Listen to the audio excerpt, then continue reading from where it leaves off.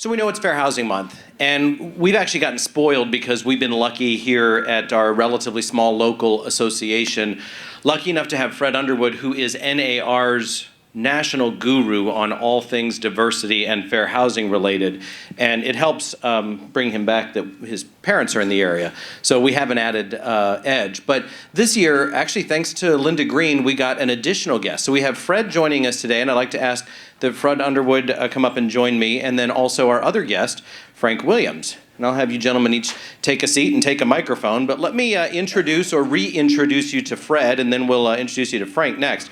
Fred's got a nearly 28-year career promoting fair housing and inclusive communities at NAR. Before NAR, he was an equal opportunity specialist at HUD. He worked as a tester in the Chicago regional office. He previously coordinated the fair housing program for the city of Evanston, Illinois, where he was also a tester and a testing supervisor with the Leadership Council for the Metropolitan Open Communities of Chicago. In the early 80s, he was the director of the Southwest Community Congress, an interracial coalition of grassroots organizations on Chicago's southwest side. He served in an advisory capacity for a number of organizations, including the University of New Hampshire's Home of Your Own project and the Fair Housing Council of Greater Washington. Fred grew up in Seoul, Korea, where his parents, grandparents, and great-grandparents were missionaries for the Presbyterian Church. Fred has a master's degree in urban planning and policy from the University of Illinois Chicago and holds the RCE Realtor Certified Executive designation. And as I say, it helps to bring Fred back when his parents live right here in Urbana. So please welcome Fred Underwood. Now, Frank's going to get a slightly more abbreviated biography because some of the most interesting details we're going to talk about here in our conversation. So, Frank, you left a job with the United States Postal Service in what year? 1966. Okay, that matches my research, so that's good. I'm glad our answers match. So 1966, and you've been a realtor since.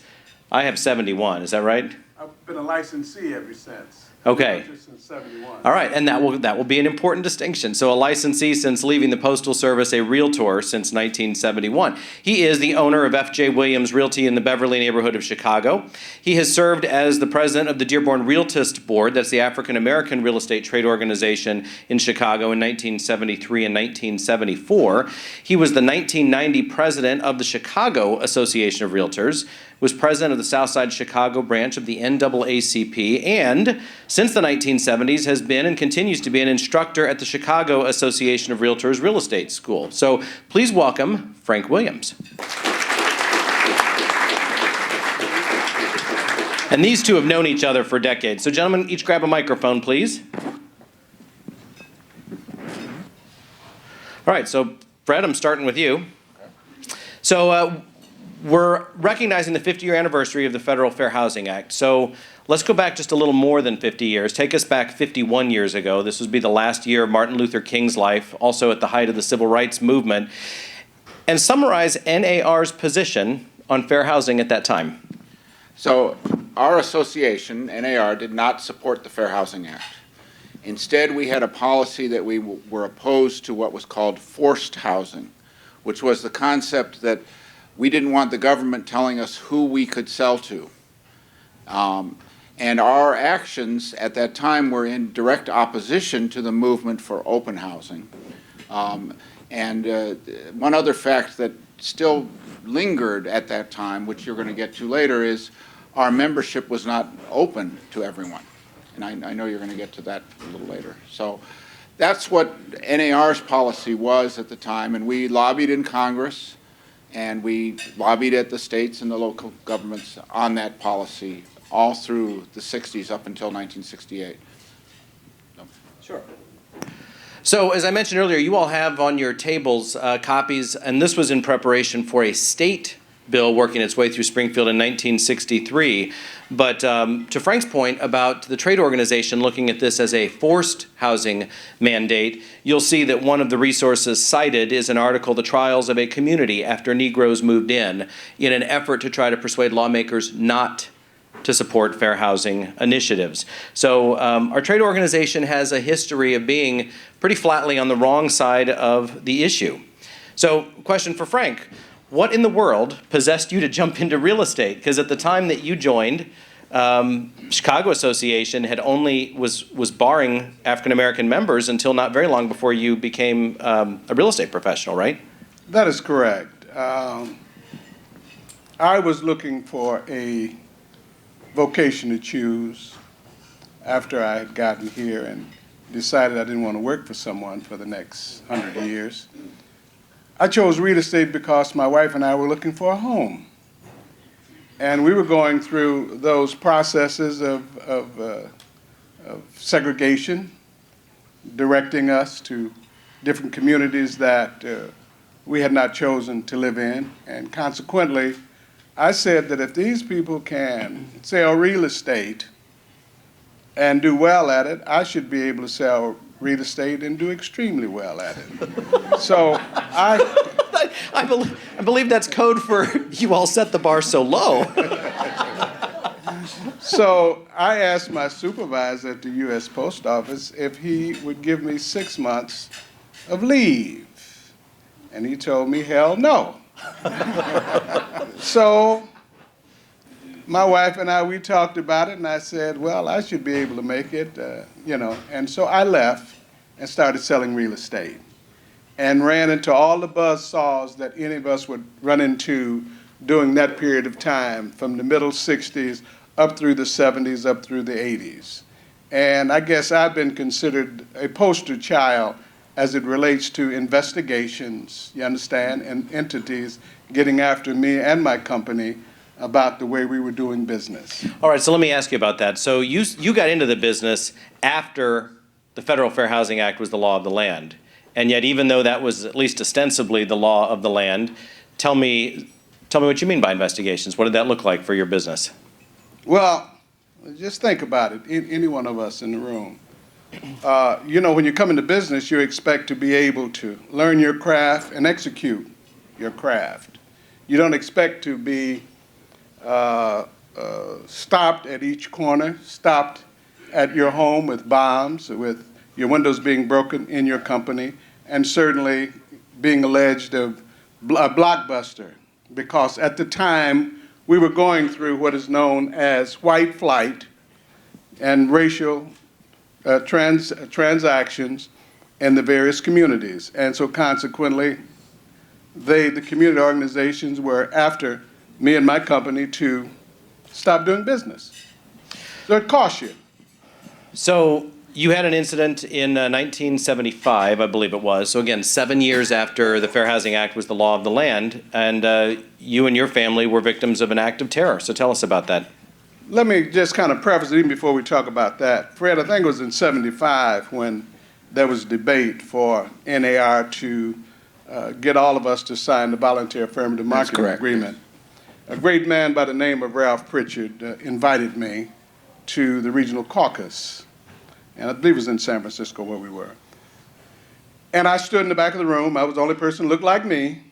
Stood in the back of the room. You're the only good-looking one in the room, you're saying? There you go. Absolutely. Tall, dark, and handsome. and I just listened as the biggies argued just what Fred just said. Our government's not going to tell us how to do business. Da-da-da-da-da-da. And I walked up and I asked Mr. Pritchard after the session, I said it won't pass. He said, oh, yes, it will, because we're already way behind. Because that was 7 years after, you understand, the passage of the 1968 Act.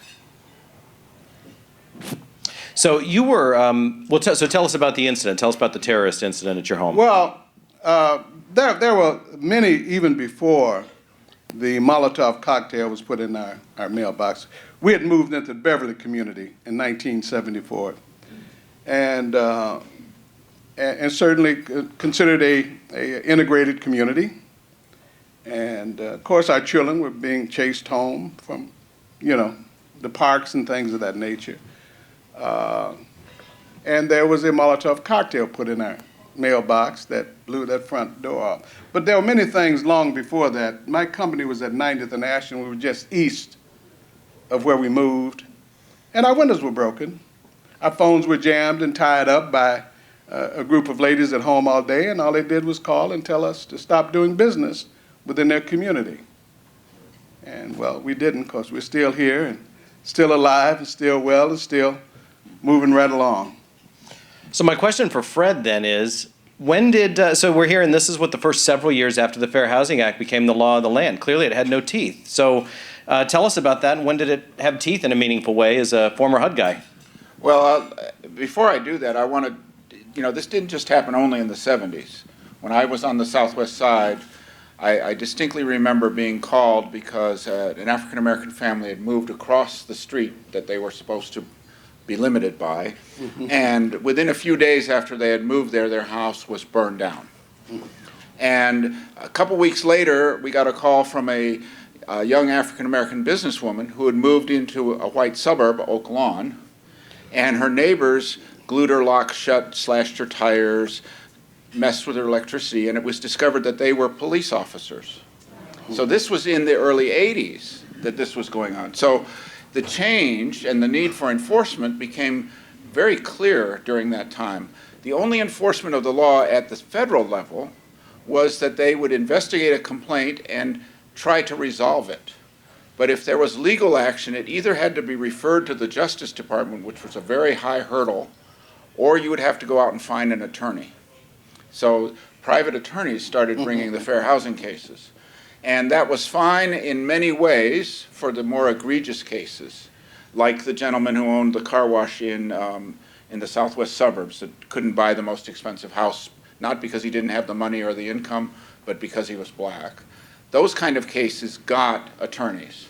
But the ordinary rank and file types of cases often didn't, there weren't attorneys that would work for them. So in 1988, an effort was made to add enforcement authority for HUD in the Fair Housing Act. 20 years later. 20 years later. So this is the 30th anniversary year of that change.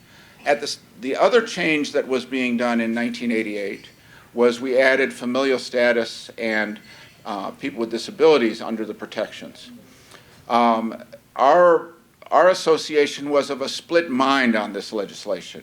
You had a number of people who were property managers who were concerned about what it would mean to require non-discrimination against families with children or people with disabilities. And we worked on some legislative language to make sure we knew what that meant.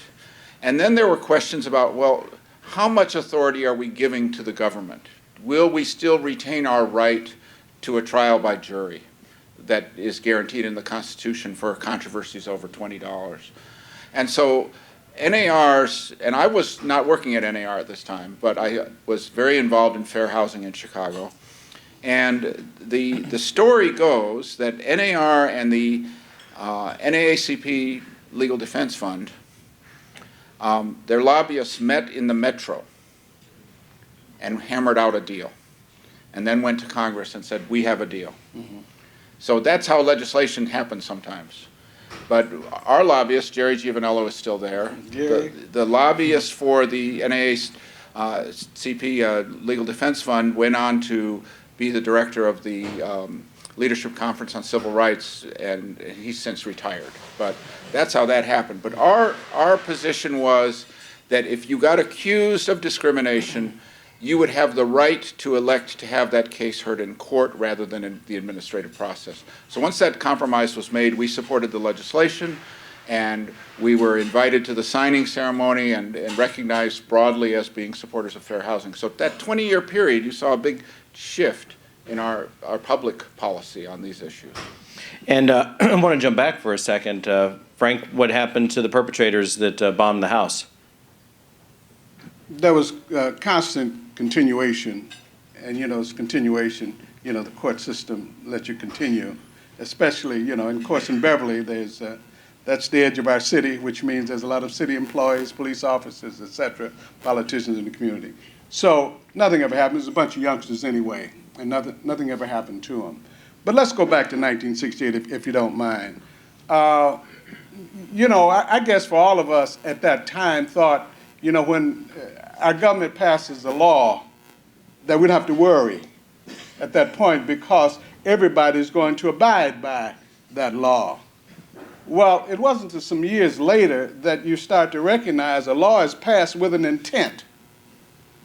But there's two other things that two great politicians said to me, Harold Washington and Cecil Partee. Son, what is equally as important is the rules for the implementation of that law. And the people who write the rules can take that law from here all the way down to here. And then the other part of that is appropriations. That is funds necessary to implement the law. Well, those are things that we didn't know, and I certainly didn't know at that time, that, yes, headlines of the paper, the president made the announcement, everything's going to be okay. And yet our National Association and our Illinois Association, you understand, had not got on board because it was a voluntary agreement that you had to volunteer to do the right thing. And we didn't even sign on to volunteering until 7 years later, our association, our national, as well as our state association. So Article 10, the Fair Housing article in the National Association of Realtors Code of Ethics, you had a seat at the table making that what it is. Few of us had an opportunity. So tell me about that. Well, when did it happen, and tell me about that process. I can't give you the exact year it was, but I was serving on the board of directors then. And Fred, had you been hired at that point? No. You had not been hired at that point. And I was one of the few that was having the opportunity to be involved. And our association really didn't want to make that an article at that time. So it took debate. And again, I being the very few of us that was there, often I had to stand on tables, well, not literally stand on tables, but to argue a point, because many of us in this room don't quite understand and didn't understand then what we were arguing about, what we were debating about, and that there had been an injustice from 1865 up till now. So that has been a debate, and many that don't understand the process naturally say, well, it sounds like he's all wet. What is he talking about? So those were the things that we were dealing with. But we got that. But more importantly, not just the article, the fact that we have started step by step to get more involved. And here, this room today, we're speaking to this wonderful group.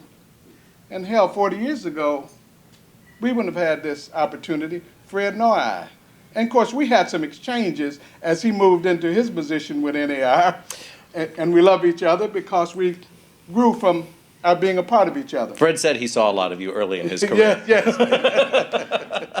All right, so you fast forward a little bit, and we went from, as Frank articulated, we went from really flatly on the wrong side of the issue to you fast forward to today, and in a lot of ways the trade organization and Article 10 puts us sort of on the leading edge of some of the fair housing protected classes of 2018. So tell us about that.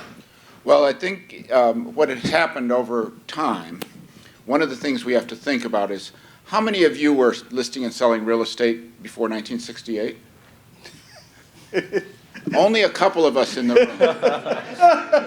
So the reason I raise that is post-1968, particularly post-1980s, Yes. when many of you went through your real estate classes and you learned the profession, fair housing was part of the stated norm. It wasn't this new concept or something we were opposed to. The other thing we have to look at is the rapid racial change that took place in our cities in the 60s and 70s created a whole bunch of people, white women mostly, who then when the job market opened up for women to enter real estate, their only experience with racial issues was their perception of being chased out of their neighborhood. So if you take that perception and you try and impose an obligation for equal opportunity, it becomes very alien to their life experiences. Today, we still have people who violate the law, but we have far fewer that are brought up in an understanding that separateness is the norm. Instead, we're brought up in an understanding that we're striving for inclusion and we're striving for equal opportunity. And what happened in our association, over the time that I've been here, there were 4 attempts, and the last one was in 2008, to have NAR take a step forward and oppose discrimination on the basis of sexual orientation. And finally, in 2008 and 2009, the several state associations passed resolutions, including Wisconsin and New York, to ask NAR to look at this question. And so it became fully debated at NAR, and it passed the board of directors in 2009, became part of our code in 2010, and then again in 2013, we went on and added gender identity. And part of that is a concept that's not alien to this association, where discrimination is wrong on bases other than what otherwise qualifies you to be able to buy and exercise the contract, which I believe comes right out of the Urbana ordinance, that language. So it's a concept that I think most realtors across the country now firmly believe, well, you can't discriminate. It doesn't matter if it's against the law or not, it's just wrong. And so NAR is taking a little bit of a lead on this issue. We've identified sponsors in Congress to add those two protections to the Fair Housing Act. I think the other change that's come over time is the growing realization that, okay, we've taken care of what's right and wrong in the transaction, and we look at our country today, it's still segregated. African American homeownership rates haven't really changed much since the 60s. So what else do we need to do? And there's another piece of the Fair Housing Act. Is it okay if I talk about please. that? This piece of the Fair Housing Act requires HUD to administer its programs in a way that support fair housing. And they didn't write any rules on this until the last administration, who wrote a set of rules, which of course anytime you write a set of rules, there's going to be people who react. So this current administration doesn't like exactly all of those rules. But ultimately, when your municipality or the state of Illinois or Champaign County or the city of Savoy gets a community development block grant, they are required by these rules to administer the programs in a way that supports fair housing. And that is a sea change in my view, that when that starts to really happen, you'll be able to engage as realtors and say, wait a minute, these policies that we have in our city are anti-fair housing. Let's try and have good policies that support fair housing. And I think when you talk about those programs being administered with an eye toward fair housing, it's easy to sort of gloss over the fact that federal dollars were spent in huge sums in ways that actually exacerbated segregated housing patterns, right? I mean, this has been an issue right up until very, very recent years where our tax dollars were exacerbating segregation. Well, and it's the FHA, I mean, it wasn't just the FHA, it was President Wilson put together programs to look at how do we house this population in our country. Now, that was before Frank got in the business, right? It might have even before he was born, I don't know. Maybe. And they created these maps. The Homeowners Loan Corporation created these maps saying in these areas it's good to lend to people, and in these areas it's not. So what we had was FHA adopted those. We went along with it. University of Chicago created the sociological basis for that analysis. And so we had these zone lines marked. And you can go into Chicago, those zone lines are pretty much the racial dividing lines in the city of Chicago today. And so FHA, when you went to FHA, if you were a developer and you went to FHA and you said, I want to make a subdivision, even after the Supreme Court said you couldn't enforce the restrictions, they would require the developer to put in restrictions on the land as to who could live there. Racial restrictions. I mean, let's be clear. You had covenants that restricted that you cannot ever sell this to anyone who's African American. If you look at any subdivision that was created prior to the Fair Housing Act, maybe even after, but prior to the Fair Housing Act, there's probably a racial restriction on the land in the historical, as you go back. But the key that I think is what speaks to me is those lines that were drawn on the maps in the 30s and 40s are so close to the lines of where the racial divisions are in our country today. So, don't buy the arguments that zoning has nothing to do with fair housing and all of these lines have nothing to do with fair housing. It's not to say that zoning is wrong, but we need to look at the root of there. And Frank, I know you experienced that directly. I really wanted to comment. I think just historically, period, from 1866, the first Civil Rights Act, and that was the year after the Great Emancipation Proclamation. Slaves were then freed who didn't have the opportunity to go to school, to read books, etc., and was given opportunity just to live wherever they choose to live. Well, it became law in 1896, Plessy versus Ferguson, legalizing separation, legalizing segregation, separate but equal. How can one 30 years out of slavery be equal with the slave master. And then as we talk about the 20th century, local ordinances, federal legislation, state legislations constantly set up restrictive covenants. Just said zoning, redlining by the institution, FHA, VA not giving veterans as well as others the opportunity to take advantage of it after World War II. And then Brown versus the Board of Education, when it was struck down, separate but equal, still my first property that I wanted to rent, first apartment, in the Flint Journal, that's where I come from, by the way. That's what's wrong with me, I was drinking the Flint water. You drank it before it was bad. Yeah, before and after.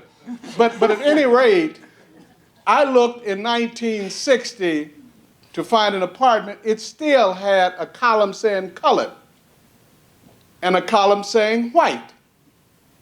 So as we talk about the anniversary of our 1968 Act, there is constantly a battle for some terrain in this marketplace.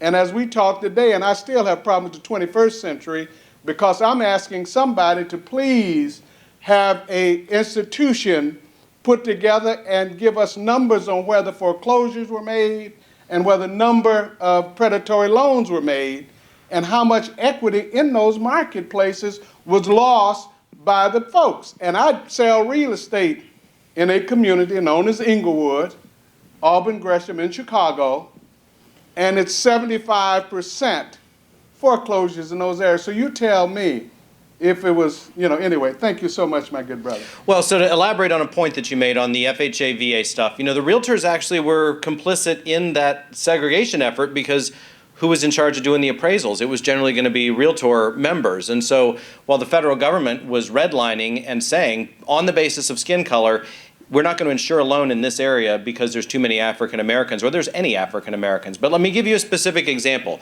because Frank talked about World War II, post-World War II VA housing.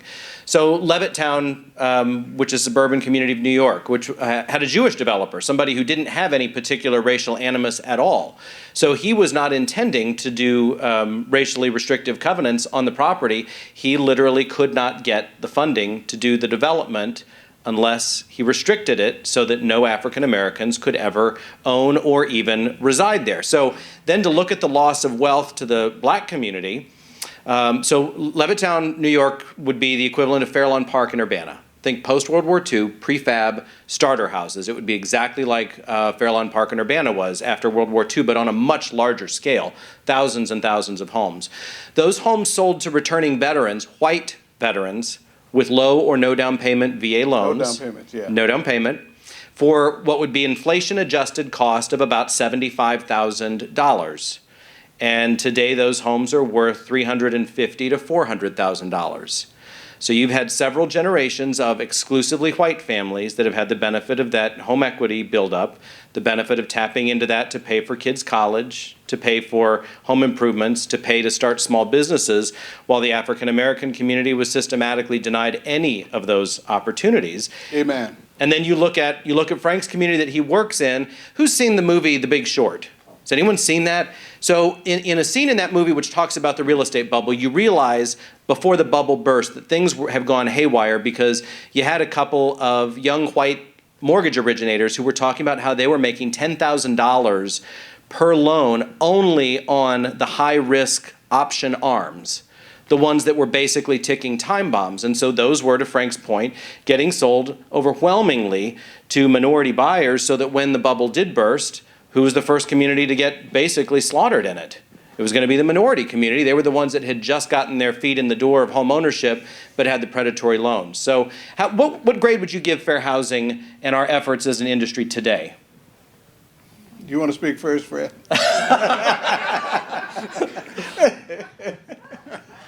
Well, I mean, I look at it from a broader perspective. On one side of the question, you look at what are the broad indices that we might compare? Segregation, the African American home ownership rate. And there I would have to say as a nation we have an F because those haven't changed. I think in terms of our industry and your understanding of fair housing, I'd say give it a solid B, that you've come to a position where you really have an understanding of fair housing, commitment to fair housing, but we just haven't crossed to that next level of being advocates on a broader scale. We're great on transactional questions, but where are we in terms of what our society is doing about housing opportunities? And we're trying, so, B or B plus. And, one of the things that we have to look at is it's always shocking to think back 40 years and to put the lens of today on actions that took place 40 years ago, and we say, how could people have those beliefs? And that's fine. We can have that debate. We can talk about how that happens. We can talk about the changes that have occurred. But our responsibility, in my view, and this is another reason why I don't go to the A, is we have this history. We know why the housing patterns are what they are. We have plenty of evidence that demonstrate why they exist today. And we know the kinds of tricks that people will pull who want to segregate us, and we buy into them. How many of you use Facebook's tools to market your properties? And in those tools is the ability to segment who gets that message. In the old days, they would go to the church in the white side of town and put the notice up in the church bulletin board, and only only whites would see that property for sale. Well, now Facebook does that for you without anyone knowing it. But if we're not vigilant about that, we will fall back into the same pattern. So our responsibility in knowing this history is not to bemoan the fact that our predecessors were such terrible people, though we can do that, but it's to say, what lessons do we learn today? And I think that's really important for us. So it's an incomplete. Maybe that's the best way I can give the grade for those of you who are professors and teachers. It's an incomplete. All right, Frank. It's the economic question. It's truly the economic question. And as I just said about each time we make a move. How many of you ladies in this room watch some football with your guy? Okay. Well, we do understand that as you gain 4 yards, you expect and you want to gain 6 more to get a first down. Is that correct? Yep. But if you gain 4 yards and you lose 2, and then you get 5, you still haven't got the first down, have you? So when we talk about where we are today, yes, we can move. Folks look like me can move almost any place and not get their property bombed. But the economic question is that we still do not sell the same properties, you understand, in the marketplace. You understand, it's not that we are not qualified, you understand, not that we don't have the ability, but because we don't have the contact, we don't have the network in order to do that. So as we talk about it, as we talk about NAI, and yes, we've all put pressures on our organizations, IAR, and IAR better get someone of color to be president. Working on it. I know damn well we are. But the point is that if our growth and our development is going to be, we're going to have to see to it that those of us have the same opportunities in the development process. And unless we're doing that at this point, the economic picture still is here and here. And my good friend, who I followed as president of Chicago Association, Sheldon Good, you understand, a great Jewish brother, when I came into the business, I thought that I was going to be able to market and sell as much real estate as he, and I visualized the Arthur Rublofs of the world, that I was going to be able to do that at that level. But, we're just not at that level. So what we got to talk about is our association, our organizations, have got to do the things necessary to help all of us to improve, across the board. Because I can live where I want to live if I've got the money to live there. So it's not, well, of course, recently we've had a few in Chicago that were somehow blocked out of moving, but then they got a lot of money and they got the property too from the suits. So let me ask each of you, closing question, what would be your takeaway advice to attendees? What should they be doing or thinking about that perhaps they are not today as we look at fair housing in 2018? The whole question about diversity, we started with that term, diversity. Well, I can't get to know you And you just said that Cheska's sister, last weekend with your beautiful Latina sister, you get a chance to sit and talk and really get to know about family, about customs and traditions and things of that nature, until we start to come close enough together and start to argue and be just a little bit different. There's nobody had any tougher debates than Fred and I. But we're right here when it comes to the movement of our industry, which we love. So it's okay for us to differ with each other, but understand what our cultural differences are and respect those cultural differences, where we come from and how we got here. And I'll echo, I think that it's very critical that in our business, in your business, every day, you are presented with many people that you could do business with. They are neighbors, they're people that are in the communities that you're looking for listings for, or people that walk in your door looking for housing, or places that you know people might be needing housing.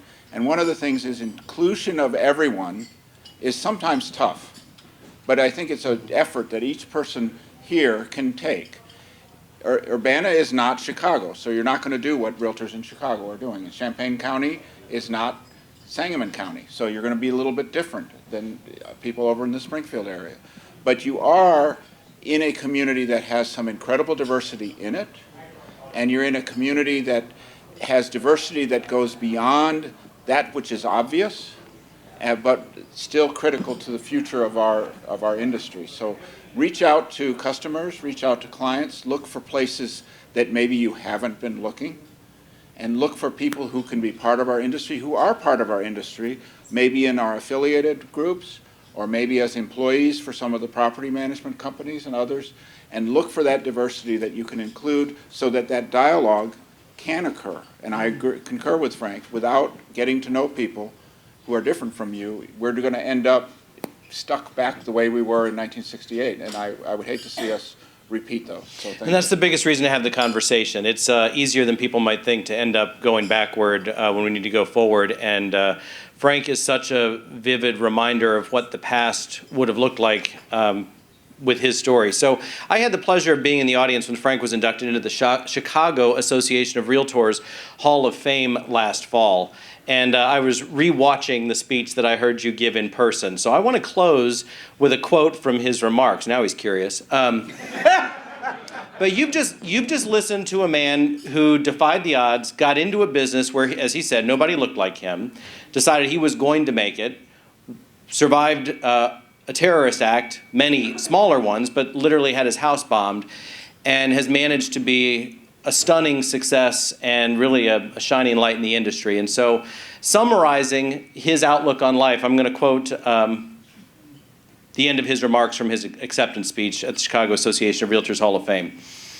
Today I can complain about my health, or I can celebrate being alive. Today I can moan that it is raining, or be joyful at all that grows in the rain. Today I can regret all that I don't have, or rejoice in everything I do have. Today I can moan everything I've lost, or eagerly anticipate what's to come. Today I can complain that I have to work, or I can celebrate having a job. Today I can resent the mess the kids made, or thank God I have a family. Today I can whine about the housework, or celebrate having a house. Today I can cry over the people who don't care for me, or be happy, loving, and being loved by those who do. I choose to have a good day. Thank you, ladies and gentlemen.